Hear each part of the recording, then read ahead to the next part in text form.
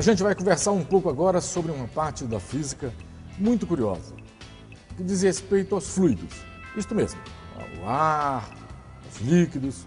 E a gente vai começar com esta instalação, chamada instalação de bolhas cilíndricas. A gente vai chamar a Paula para demonstrar para a gente. Quando a gente coloca água dentro de um copo, por exemplo, fica a superfície do líquido, claro, a superfície da água ali. E naquela superfície existe a força de coesão entre as partículas da água. A força de coesão entre as partículas da água e o ar medem força, de maneira que a força de coesão entre as partículas do líquido, da água no caso, é maior. E aí forma uma espécie de uma película sobre a superfície da água, que a gente chama de tensão superficial.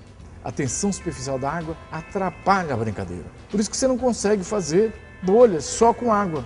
Você coloca sabão. Qual o papel do sabão? O sabão reduz a tensão superficial da água. Quando você mistura sabão com água, ele fica mais estável, numa condição mais confortável, poderíamos dizer assim, em contato com a água e em contato com o ar. Então ele tenta se posicionar de maneira que ele fique entre a água e o ar. Desta forma, ela atrapalha a água evaporar, ela reduz a tensão superficial da água e, portanto, permite a formação de películas. A bolha sempre se fecha, a bolha cilíndrica, para dentro. Ela sempre procura se posicionar para dentro.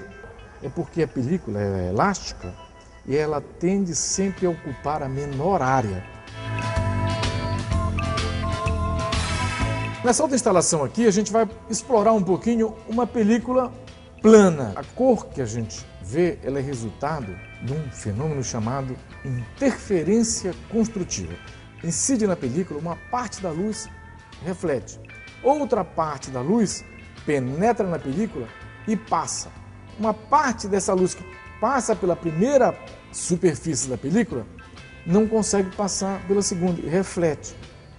Essas duas reflexões, ou seja, a parte da luz que refletiu antes de entrar e a parte da luz que refletiu após ultrapassar a primeira película, refletem e se somam, gerando as cores que a gente observa na película de sabão.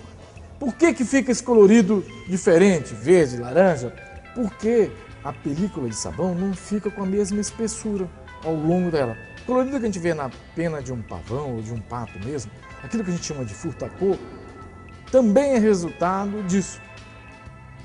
Sobre a pena do pássaro tem uma espécie de uma resina biológica, né? E essa resina é uma película fina, transparente.